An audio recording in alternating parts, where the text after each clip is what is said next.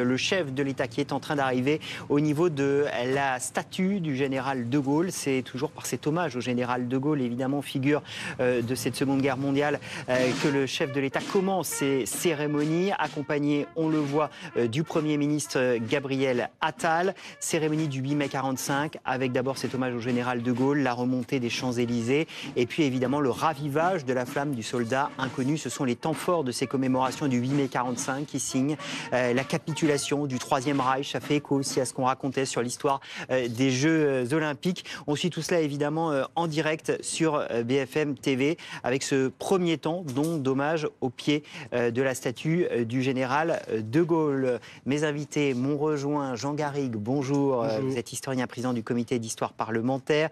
Le chef de bataillon Alexandre, bonjour. Bienvenue, officier stagiaire à l'école de guerre. Avec nous également le général Félix Randy, évidemment. Bonjour notre consultant BFM TV, Amandine Atalaya, qui est également avec nous du service politique de BFM TV. Jean Garrigue, l'hommage au général de Gaulle, premier temps de cette cérémonie classique, c'est rendre hommage à l'homme français de cette Seconde Guerre mondiale. Oui, c'est pour les Français le héros par excellence, l'homme qui a su réunir les résistances. Alors ça a été très controversé pendant très longtemps, et au moment justement notamment de la libération de la France. On sait que le général de Gaulle a eu du mal à imposer la France libre et même le Conseil national de la résistance par l'intermédiaire de Jean Moulin. Enfin, il est quand même la personnalité emblématique de la guerre pour les Français et de la victoire. Et on est sur la place Clémenceau face à la statue de Georges Clémenceau. Et on va écouter. C'est la référence pour le général de Gaulle. Et on y revient dans un instant, on va écouter la Marseillaise qui va démarrer dans un instant.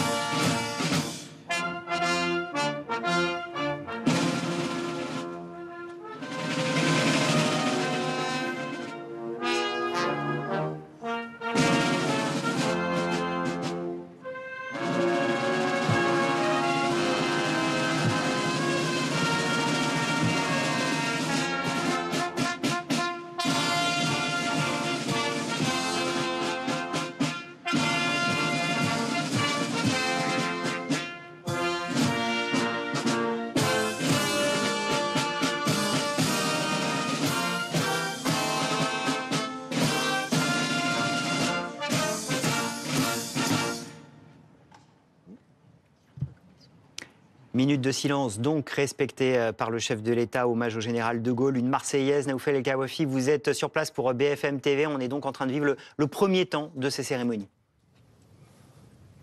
Absolument, première étape traditionnelle des commémorations du 8 mai 45. Vous l'avez entendu avec cette Marseillaise qui a retenti ici à place à Clémenceau, le président de la République qui est arrivé il y a quelques instants, qui a été accueilli comme le veut la coutume par son Premier ministre Gabriel Attal. Je regarde en même temps que vous plusieurs personnalités politiques qu'il est en train de saluer. Gérard Larcher, le président du Sénat. Il y a également Yael Braun-Pivet, la présidente de l'Assemblée nationale qui est ici, la maire de Paris également, Anne Hidalgo.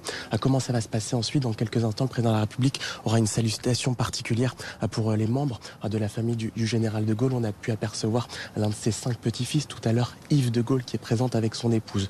Le président de la République, ensuite, va quitter cette première étape de ces commémorations, va remonter l'avenue des Champs-Élysées, située juste derrière moi, en direction l'Arc de Triomphe, pour raviver la flamme, j'allais dire la flamme olympique. Non, c'est l'autre flamme de la journée, la flamme du soldat inconnu au pied de l'Arc de Triomphe. Ensuite, le président de la République va s'envoler à direction la cité phocéenne à Marseille pour accueillir cette fois-ci la flamme olympique.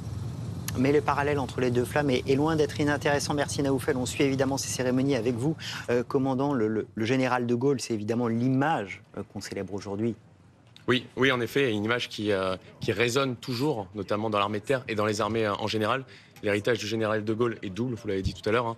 un héritage institutionnel, tout d'abord puisque le général de Gaulle est le père de la Ve République, et c'est cette République qui fait du chef de l'État le chef des armées, et un héritage plus culturel et philosophique, puisque dans ses ouvrages, même avant la Seconde Guerre mondiale, le général de Gaulle fait de la défense et des armées un outil d'influence majeur pour la France, aux côtés d'autres outils, culture, diplomatie notamment.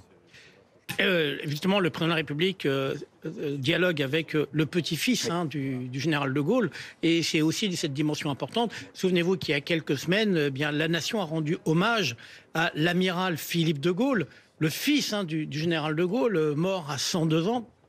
Et donc cette dimension, effectivement, elle est extrêmement importante. Et on sait bien, je pense que Jean Garrigue combien le président de la République, mais comme tous ses prédécesseurs, veulent vraiment s'inscrire dans la continuité du général de Gaulle. Jean. Oui, bien sûr. Et on se souvient que il y a eu toute une séquence mémorielle il y a quelques années, en 2020, autour de toutes les grandes dates emblématiques, j'allais dire, de la saga du général de Gaulle, l'appel du 18 juin 40, etc. Et donc, c'est vrai qu'on ne peut pas commémorer la libération de la France, la fin de la Seconde Guerre mondiale, si on n'évoque pas la figure du général de Gaulle. Et ça, c'est incontournable. D'ailleurs, c'est la figure emblématique, c'est devenu la figure emblématique de notre pays. C'est incontournable. C'est intéressant parce que ces commémorations du 8 mai 45, Amandine, elles arrivent le jour où la flamme olympique arrive. Naoufel le disait, mais ce n'est pas rien parce qu'il y a un symbole. On sait aussi comment les nazis s'étaient approprié ce symbole olympique. Et puis dans un contexte international aussi, de guerre en Ukraine, de conflit pour Israël avec le Hamas, extrêmement tendu. Oui, tout à fait. Et on a beaucoup entendu Emmanuel Macron, évidemment dans un contexte d'élection européenne, parler à la fois de l'Union européenne aujourd'hui, du fait que selon lui, l'Europe est mortelle et que donc il compte bien dire et s'engager dans la campagne européenne à quel point lui entend être un défenseur de l'Union européenne. Et puis bien évidemment, avec le conflit en Ukraine et le conflit... Je vous interromps juste, on va écouter Emmanuel Macron, je vous redonne la parole. On y va tout droit. Exactement. C'est important et que vous soyez là pour faire vivre cet événement aussi. La Fondation va bien? La Fondation va bien, merci Monsieur le Président. Je sais que on avait parlé d'une pensée particulière en ce jour pour l'amiral, évidemment. Ah oui, il nous manque beaucoup. On est parti. J'étais aux Invalides avec le président avant-hier, je pensais à lui, aux pensionnaires qui sont encore là, certains qui nous accompagneront d'ailleurs en juin prochain, lors des cérémonies de débarquement. Et l'année prochaine sera une grande date pour le Donc cette année, c'est les 80 ans des débarquements et des libérations. Le président de la République qui rappelle au petit-fils du général de Gaulle l'importance qu'il soit là, parce que ça va dans ce sens de défense européenne et aujourd'hui, symbole global que le président veut incarner. Oui, et là, il parlait du débarquement et des cérémonies aussi du débarquement parce qu'on va bientôt arriver aux 80 ans et le mois de juin va être très important, marqué par plusieurs jours de cérémonies internationales, notamment à Omaha Beach, en Normandie, où beaucoup de chefs d'État sont attendus, parmi lesquels le président américain Joe Biden, donc autour du 6 juin. Et le président va multiplier les journées de commémoration, avec également la commémoration du débarquement du débarquement de Provence, de la libération de Paris, de la libération de Strasbourg. Il ira aussi à Oradour-sur-Glane pour parler des exactions des nazis dans ce village qui avait été martyrisé et traumatisé, dans lequel Emmanuel Macron s'est déjà rendu de nombreuses fois. Donc d'ici l'été, il va y avoir un temps mémoriel très important pour un président qui est souvent d'ailleurs est décrit comme un président aimant beaucoup les discours de commémoration et les discours historiques et mémoriels. C'est son péché mignon, c'est quelque chose de très important. Ce qui est quelque part réconfortant par rapport à l'efficacité, le caractère indispensable de célébrer notre mémoire comme ça, mais aussi qui est un peu inquiétant parce que c'est une manière aussi de combler un vide d'incarnation. C'est-à-dire qu'on va chercher dans l'histoire de quoi raffermir ce qui aujourd'hui est en train de se déliter un petit peu.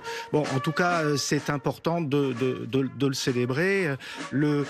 Nicolas Sarkozy, je crois que c'est en 2008, il avait célébré le 8 mai 45 sur une plage du débarquement. à Ouistreham. Et donc on voit bien le lien qui existe entre le débarquement, bien sûr, et ensuite ce qui est arrivé, mais un an plus tard, qui a été cette capitulation allemande, cette double capitulation, puisque c'est fait en 2 temps, le 7 mai d'abord, le 8 mai ensuite. Je ne sais pas si on aura l'occasion d'en reparler, mais c'est quand même une affaire très intéressante, parce qu'elle montre aussi à quel point pesait à l'époque dans le camp des Alliés, la parole de Staline, c'est-à-dire de ce qu'était l'Union soviétique, et ça nous renvoie aujourd'hui à son lointain successeur, Vladimir Poutine. Effectivement, et nous allons effectivement y revenir.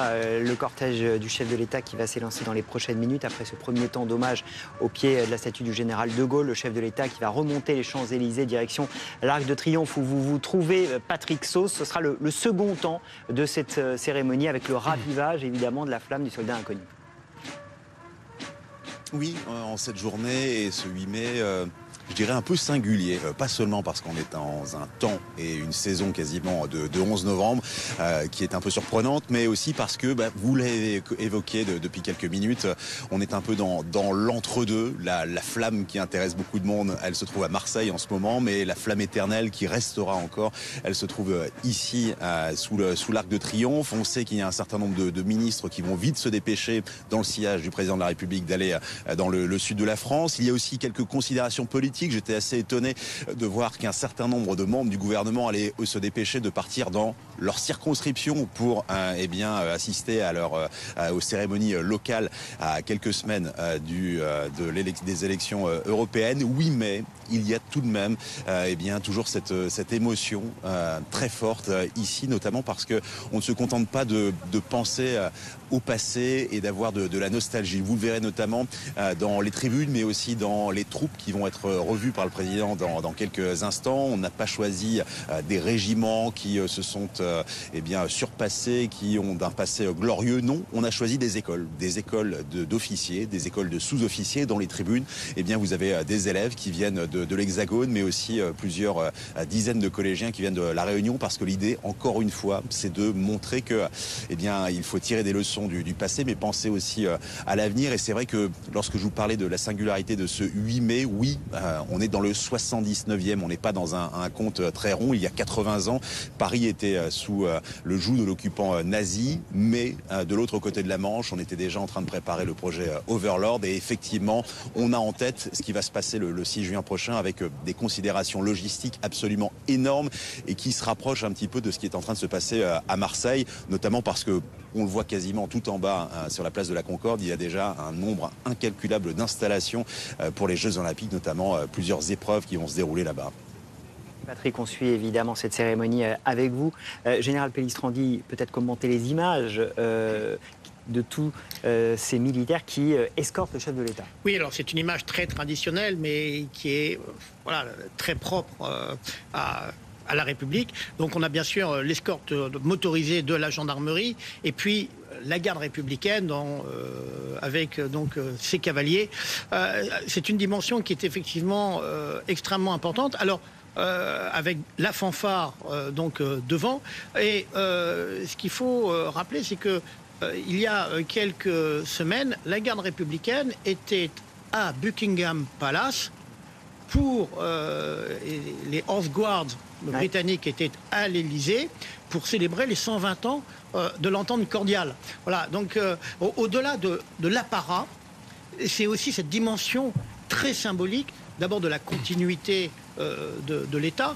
Et pour rappeler un petit peu l'histoire, lorsque le général de Gaulle arrive à Paris à l'été 1944, il va s'installer à l'hôtel de Brienne, c'est le siège du ministère des Armées, pour en quelque sorte montrer qu'il a incarné la continuité de l'État. Voilà. Vous voyez, et tous ces symboles, c'est la résultante d'une histoire millénaire, mais c'est extrêmement important. Alors, bien entendu, remonter les Champs-Élysées. Alors, ce qui est important aussi, c'est que il n'y aura pas le 14 juillet va être différent cette année, oui. Compte tenu des Jeux Olympiques. Délocalisé. Et donc, c'est quelque chose qui, effectivement, extrêmement important et symbolique. Il y aura un 14 juillet qui ne sera pas sur les Champs-Élysées, mais qui sera à la Nation et sur l'avenue du cours de Vincennes. La garde républicaine, un petit mot peut-être pour nous la présenter. Oui, alors pour rebondir sur ce que disait le général, là vous avez face à vous le premier régiment de la garde républicaine. Sa mission n'est pas simplement le protocole, les cérémonies, mais c'est avant tout une mission de sécurité, d'assurer la sécurité du président de la République. Ce sont des gendarmes qui sont des militaires également et qui illustrent justement cette dualité à la fois protocolaire et gardien de la sécurité et protecteur du chef de l'État. On parlait de la mémoire, c'est aussi une journée pour saluer nos militaires. Oui, en effet, le 8 mai, c'est donc la commémoration de la reddition de l'Allemagne nazie, mais c'est également une journée où on repense à tous nos militaires tombés en opération. On pense notamment à nos 6 camarades tombés en 2023. Et je pense que plus largement, ces commémorations, pour rebondir sur ce que vous disiez tout à l'heure, permettent à la jeunesse, aux générations futures, à ces écoles qui seront sur les champs aujourd'hui, de préparer l'avenir et de se tenir collectivement prêts aux défis du futur. Il faut rappeler justement que hier, le ministre des Armées, Sébastien Lecornu, arrive directement du Vietnam, puisque en fait hier, il était avec la secrétaire d'État, Patricia Miralles, à Dien Bien Phu. Il faut se souvenir que le 7 mai 1954, le camp retranché de Dien Bien Phu tombe. C'est une date extrêmement symbolique, la veille du 8 mai.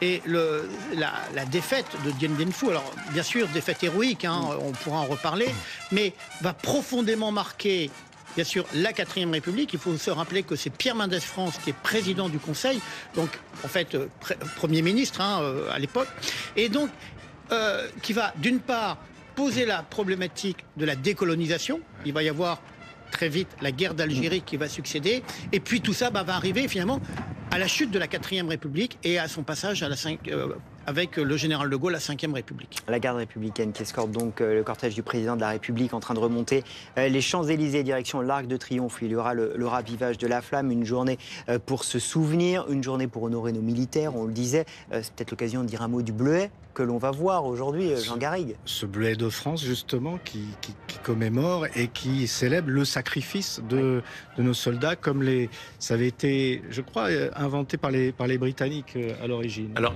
le bleuet répond le pendant du coquelicot britannique, en effet. Il a été créé, comme vous le disiez, au lendemain de la Première Guerre mondiale par 2 femmes. Au titre de l'Institut national des Invalides, elles ont cousu ces premiers bleuets en tissu. Donc la couleur bleue rappelle la couleur bleu horizon de nos poilus. Rappelle également que le bleuet est la seule fleur qui poussait dans nos tranchées. Et peut-être un message pour vos auditeurs, en tout cas ce bleuet, pas le propre de Paris, vous pouvez le trouver en province, le commander sur Internet. Et j'en ai pris d'ailleurs pour les gens sur le plateau. Donc, merci beaucoup, on ne manquera pas de porter le bleuet aujourd'hui. N'oublions pas que le président de la République va aller raviver la flamme sur le tombeau du soldat inconnu, ce qui est une manière de célébrer le sacrifice des poilus de la guerre 14-18, puisque le soldat inconnu, la tombe du soldat inconnu était installée le 11 novembre 1920 et que la flamme, elle, a été introduite en novembre 1923. Donc on est là dans une célébration mais c'est ce qui a été dit, c'est pas seulement ceux qui ont fait la Seconde Guerre mondiale, c'est pas seulement l'Indochine, c'est aussi la Première Guerre mondiale. C'est le sacrifice des soldats et la célébration de la paix aussi en filigrane de ce sacrifice. C'est une journée d'hommage à nos soldats tombés, c'est une journée de reconnaissance à notre armée dont on a beaucoup parlé. Il y a encore quelques jours, Emmanuel Macron, dans The Economist, redisait pourquoi pas l'envoi de troupes occidentales en Ukraine pour faire face aux Russes. On sait à quel point notre armée est redevenue, peut-être qu'on l'avait un peu oublié, un enjeu majeur aujourd'hui face à des conflits de haute intensité. Tout à fait, parce que depuis le mois de février, Emmanuel Macron a commencé à dire que peut-être un jour, il faudrait envoyer des soldats français en Ukraine. Et les autres pays européens ont dû se positionner sur cette suggestion, disons, d'Emmanuel Macron. Et le débat fait rage aujourd'hui en France, parce que Marine Le Pen, tout de suite, par exemple, est entrée dans le jeu en disant qu'il n'était pas question que nos fils français, aujourd'hui, soient envoyés. Alors, rappelons au passage que des citoyens français ne seraient pas envoyés comme ça en Ukraine, puisqu'il s'agit d'une armée professionnelle. Mais dans les sondages, on a vu que beaucoup de Français avaient peur de ce qui pouvait se passer et d'un et d'un embrasement et d'une perte de contrôle. Et ça a été difficile pour Emmanuel Macron d'arriver à expliquer aux Français, à l'opinion française, cette idée, alors qu'il a eu plus de succès en revanche auprès de ses homologues européens, parce que peu à peu le général peut en parler, mais l'idée a fait son chemin, là où il y avait beaucoup de réticence au début, finalement, plusieurs pays ont emboîté général, le pas. on va retrouver Patrick Sauce parce que le chef de l'État est en train d'arriver à l'Arc de Triomphe, Patrick. Oui, autour de l'Arc de Triomphe où il va être accueilli, vous allez les reconnaître, par le Premier ministre, le ministre des Armées, la secrétaire d'État chargée des anciens combattants et de la mémoire et évidemment les deux autorités militaires accueillantes, le général Burkhardt, chef d'état-major des armées, et le général Abad, qui est le gouverneur militaire de Paris, qui est aussi dans une très très grande année logistique, puisque c'est lui qui va gérer toute la sécurité militaire des Jeux Olympiques. Oui, on va y revenir très régulièrement à tout ça, mais nous rentrons dans, je dirais, les figures imposées de ce 8 mai, 79e anniversaire de la commémoration de la capitulation des nazis, avec déjà les honneurs au président de la République. Voilà, le début de ce deuxième temps de cérémonie officielle où effectivement tout est très millimétré, très protocolé, ça ne se dit pas, mais on va dire où il y a un protocole très précis. Hein. Oui, en effet, protocole qui commence, on le voit, par les honneurs au drapeau, où le drapeau de la garde républicaine s'incline devant le président de la République, chef de l'État. Et chef des armées. C'est le premier temps, et on suit tout cela en direct, évidemment, sur BFM TV. Général. Oui, la dimension... Excusez-moi, on va écouter et je reviens vers vous.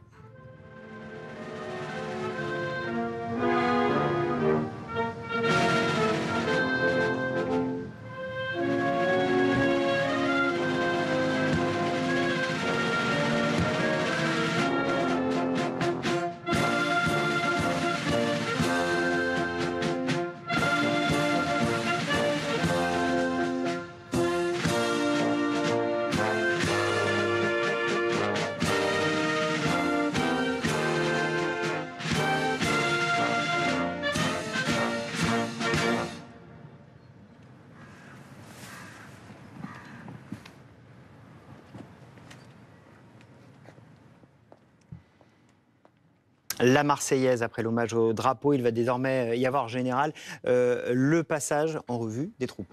Oui, alors évidemment, on va dire figure traditionnelle, mais c'est aussi, il faut rappeler que le chef de l'État est chef des armées et que c'est une responsabilité qui est extrêmement écrasante.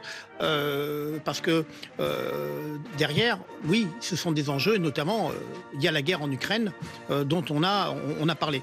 Et donc il y a une forme, entre guillemets, de solitude du chef de l'État, et ça, on va dire, dès la figure du général de Gaulle.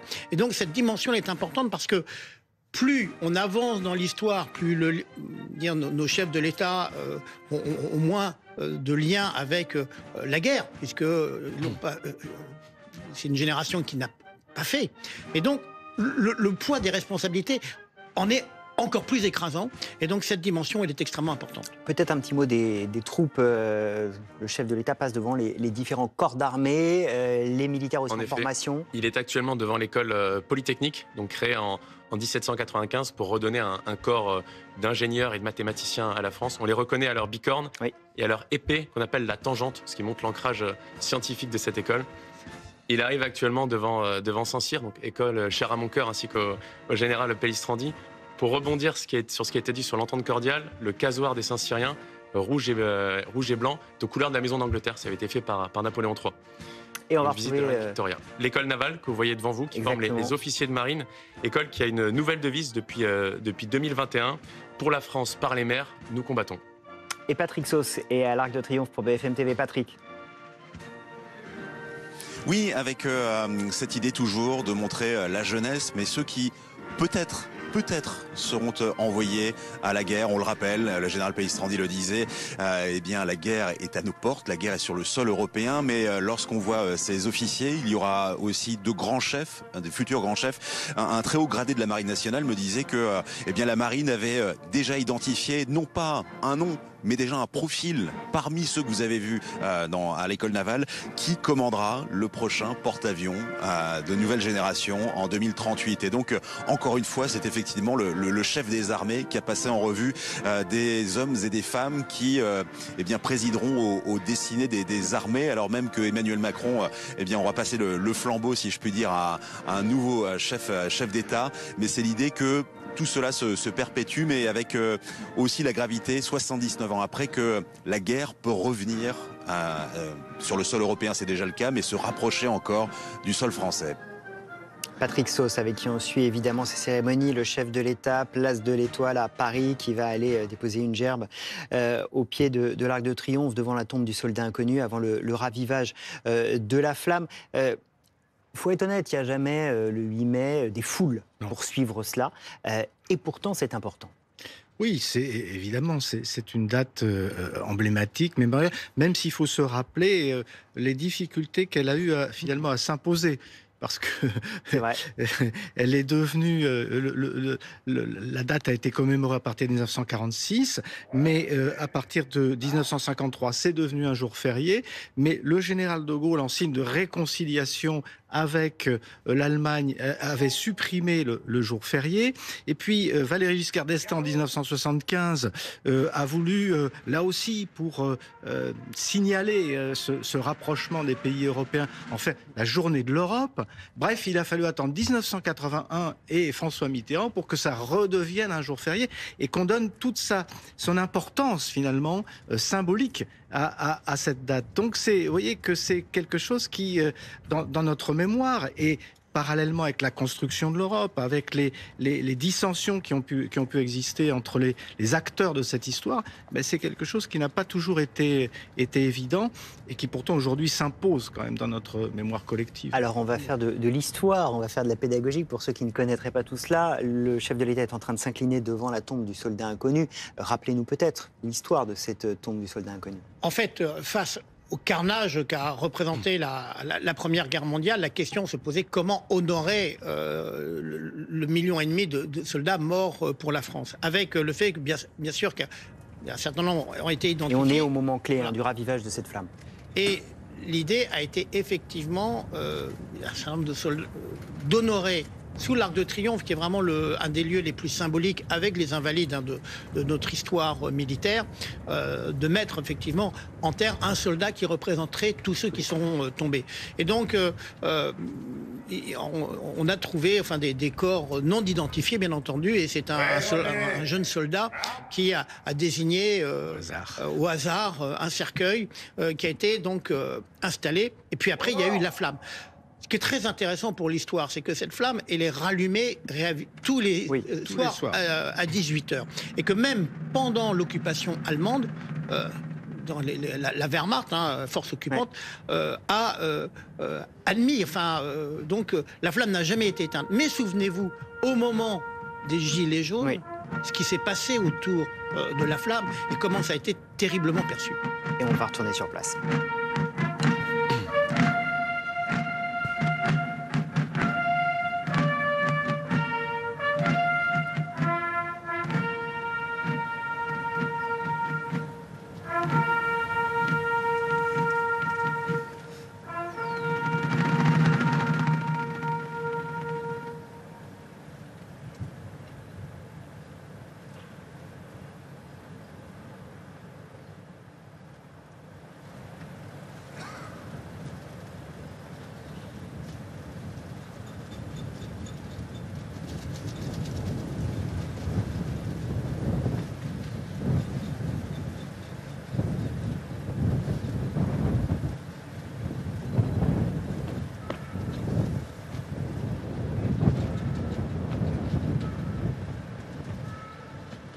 Allons enfants de la patrie, le jour de gloire est arrivé.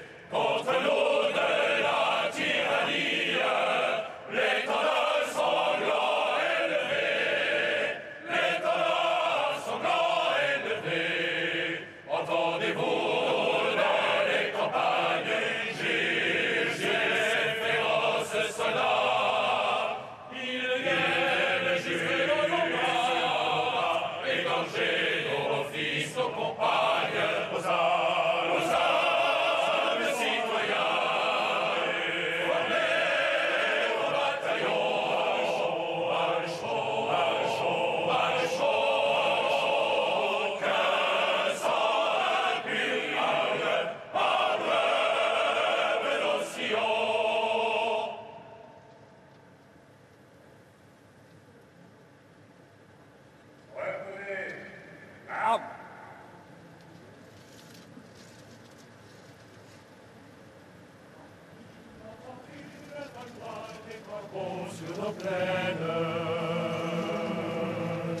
Amis, entends-tu ces cris sourds du pays qu'on enchaîne? Oh, les partisans, ouvriers et paysans, c'est l'alarme. Ce soir, l'ennemi connaîtra le prix du sang et des larmes. Montez de la mine, descendez des collines camarades. Sortez de la paille, les fusils, la mitraille, les grenades. Oh, et les tueurs à la balle et au couteau, tuez vite. Oh, et saboteurs, attention à ton fardeau, dynamite. C'est nous qui brisons les barreaux, les prisons pour nos frères. La haine à nous tous, c'est la faim qui nous pousse la misère. Il y a des pays où les gens font des lits, font des rêves. Ici, nous voitures, nous on marche et nous on tue, nous on crève. Ici, chacun sait ce qu'il veut, ce qu'il fait quand il passe. Ami, si tu tombes, un ami sort de l'ombre à ta place. Demain, les soldats sécheront au grand soleil sur les routes. Sifflez, compagnons, dans la nuit, la liberté nous écoute.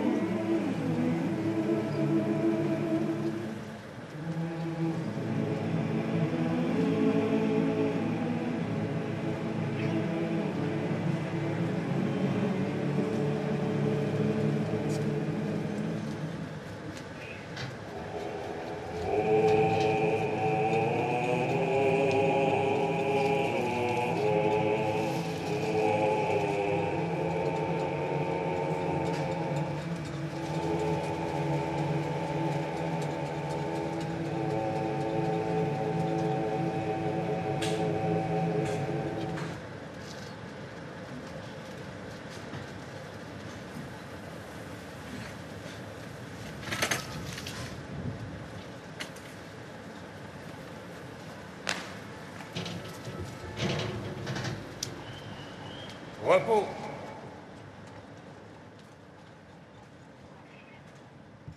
Et voilà, le temps d'hommage au pied de la tombe du soldat inconnu, la Marseillaise et puis le chant des partisans. C'est toujours un moment d'émotion. Encore plus, j'imagine, évidemment, quand on est militaire. Oui, en effet, la symbolique du moment est forte et quand on est militaire, elle résonne doublement, puisqu'on en parlait tout à l'heure, la guerre pouvait sembler avoir été oubliée et reléguée au livre d'histoire. Mais il ne faut pas oublier que l'armée de terre, les armées, sont restées en opération continue. On a une armée d'emploi. Hein. Donc pour tous les militaires, cette sonnerie aux morts, elle a du sens. Elle renvoie à des camarades, à des connaissances tombées en opération. Et cette symbolique aussi de la tombe du soldat inconnu, du ravivage de la flamme, elle nous commande d'être à la hauteur des enjeux à venir. Jean. Oui, je rappelle que le chant des partisans fut le grand chant de la résistance et que la musique a été composée par une émigrée russe qui s'appelait Anna Marly et que les paroles sont de Maurice Druon et Joseph Kessel. Donc c'est un chant très emblématique de l'histoire gaulliste d'abord et puis de l'histoire de la résistance. Et on voit bien le fil conducteur de notre histoire à travers cette cérémonie. Une cérémonie qui commémore la fin du second conflit mondial, oui, dans le lieu de commémoration du premier. Et avec ce chant qui commémore le sacrifice des résistants. Et ensuite, la signature du registre général. Oui, donc le registre est un moment très symbolique, hein, puisque, comme on le disait, depuis plus d'un siècle, tous les soirs, la flamme est rallumée. Il y a donc des associations d'anciens combattants, mais également aujourd'hui des collégiens, des élèves d'école primaire qui viennent encadrer avec leurs professeurs, justement, autour de ce lieu symbolique. Parce que ce qui est important, c'est la transmission de la mémoire et effectivement rappeler pourquoi nos grands-parents, arrière-grands-parents sont tombés, mais pourquoi il faut continuer avec cet esprit de résistance que le président de la République évoque de manière très régulière. Et je rappellerai, et on le voyait sur la gravité du visage du président de la République, c'est que demain il y a un autre défilé qui lui va être beaucoup plus inquiétant, qui est en fait le 9 mai à Moscou, oui. Puisque, dans le contexte dans lequel nous sommes, oui, il y a cet environnement géopolitique.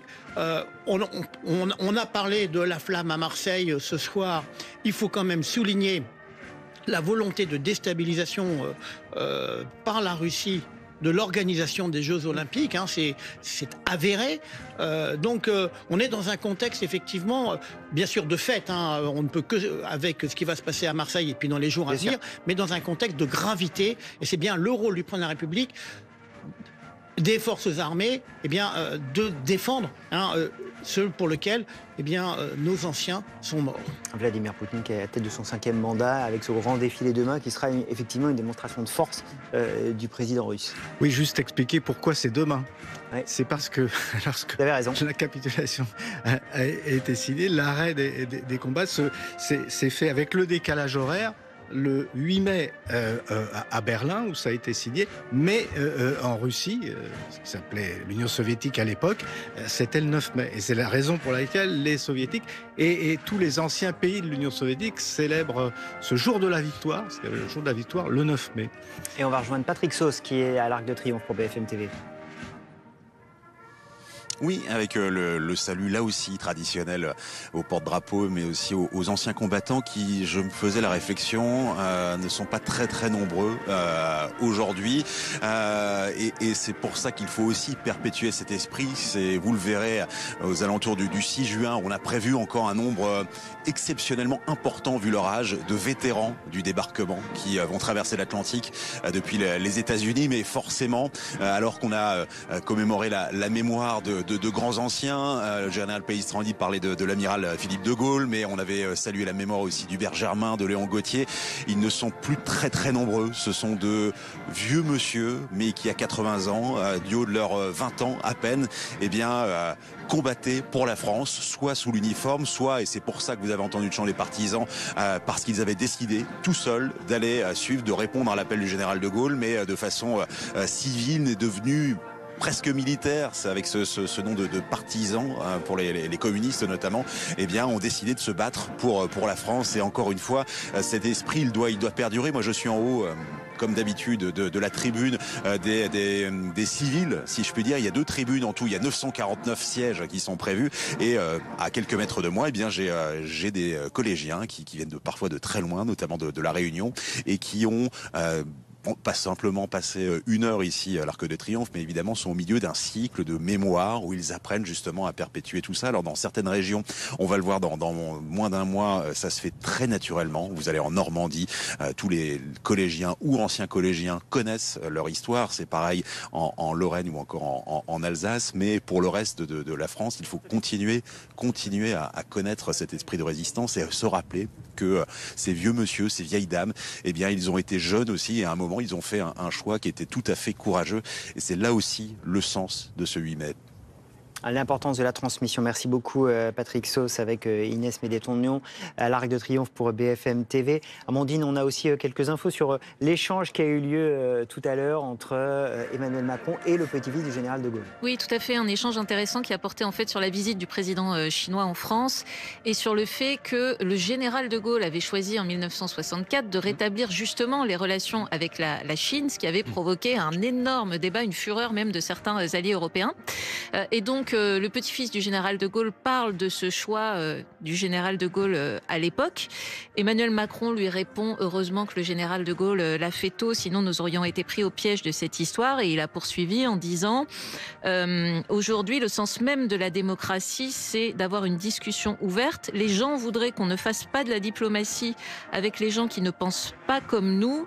mais pour moi, ce n'est pas le sens de la diplomatie, façon de réaffirmer pourquoi il était important d'emmener le président chinois dans les Pyrénées, sur des terres auxquelles Emmanuel Macron est très attaché, je crois qu'il a été critiqué par beaucoup en France. Et le petit-fils du général de Gaulle a conclu en disant « Ce n'est pas parce qu'on se parle qu'on évite la guerre, mais il est sûr que quand on ne se parle jamais, on y va tout droit. » Donc voilà, c'était un petit échange intéressant que je voulais vous mentionner. Et bien voilà pour ce petit échange et ce qui s'est dit dans les coulisses de cette cérémonie du 8 mai 45. Merci beaucoup à vous tous d'avoir été avec nous.